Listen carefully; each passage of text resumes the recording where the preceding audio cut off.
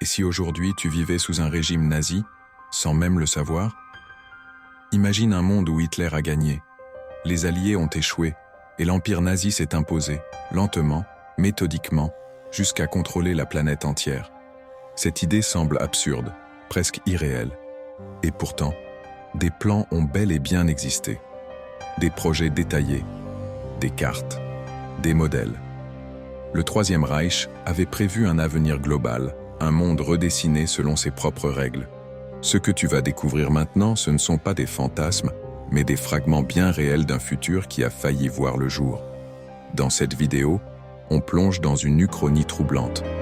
Que se serait-il passé si les nazis avaient remporté la Seconde Guerre mondiale? Ce n'est pas juste un jeu de l'esprit, c'est une plongée dans les véritables ambitions d'un régime prêt à tout. De Berlin à Buenos Aires, en passant par les laboratoires secrets et les couloirs du pouvoir, tu vas découvrir ce que ce monde aurait pu devenir.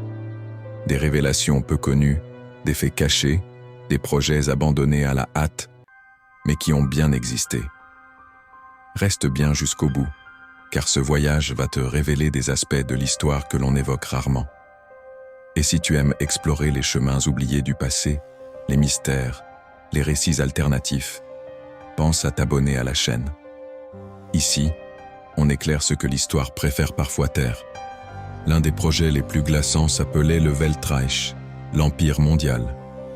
Dès 1941, certains officiers allemands projettent une domination planétaire. Tout y est pensé. Zone d'occupation, répartition des ressources, effacement des cultures et surtout, diffusion d'une idéologie unique. Selon ces plans, l'Europe entière devient Germania, une forteresse centrale. L'Afrique est recolonisée, soumise à une politique raciale brutale. L'Asie est partagée avec le Japon impérial.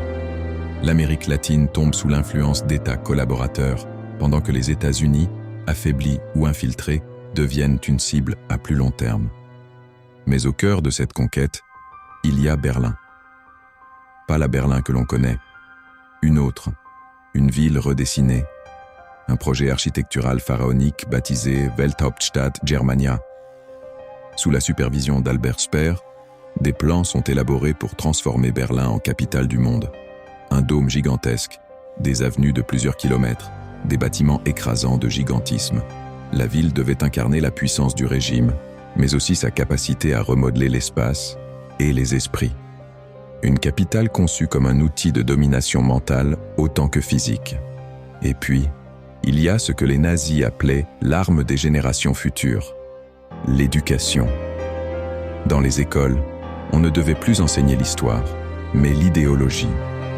Les enfants arrachés à leur famille dans les territoires conquis auraient été rééduqués, conditionnés, transformés en rouages dociles d'un système totalitaire. Toute mémoire culturelle devait disparaître. Plus de diversité, plus de débat, juste un récit unique, imposé par les vainqueurs. Mais ce que peu de gens savent, c'est que certains de ces projets ont survécu. Lors de l'opération Paperclip, après la guerre, des dizaines de scientifiques nazis sont récupérés par les États-Unis pour travailler sur les programmes secrets. Fusées, aviation, technologies expérimentales, certains parlent même d'expériences interdites.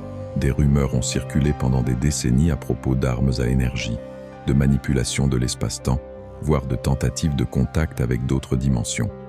Fantasme, peut-être. Mais quand on sait à quel point la science nazie flirtait avec les limites, on peut s'interroger.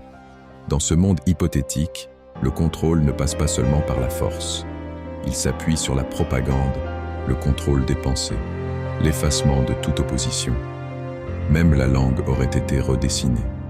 La presse, les films, les affiches, tout aurait été calibré pour servir un seul message. Un monde uniforme, glacé, où la peur devient une habitude et la liberté un souvenir. Mais ce qui rend cette uchronie encore plus troublante, c'est qu'elle n'est pas si éloignée. Par moments, dans notre propre monde, certaines idées, certaines méthodes, certains symboles ressurgissent, souvent dissimulés, souvent modifiés, comme des échos d'un passé qui refuse de disparaître. Et si Hitler avait réussi, serions-nous seulement capables de nous en rendre compte? Peut-être que certaines réalités seraient devenues banales. Peut-être que nous aurions grandi avec d'autres repères. Peut-être que les mots liberté, diversité ou vérité n'auraient jamais eu le moindre sens. Ce n'est pas juste une fiction, c'est une réflexion sur ce que l'humanité est capable d'engendrer ou d'éviter, parfois de justesse. Et toi, comment imagines-tu ce monde alternatif? Serait-il plus avancé, plus cruel ou simplement méconnaissable? Dis-moi ce que tu en penses en commentaire. Et si ce voyage dans les profondeurs de l'histoire t'a intrigué, abonne-toi, parce que parfois, les pires futurs ne sont pas ceux qu'on imagine, mais ceux que l'on frôle sans s'en apercevoir.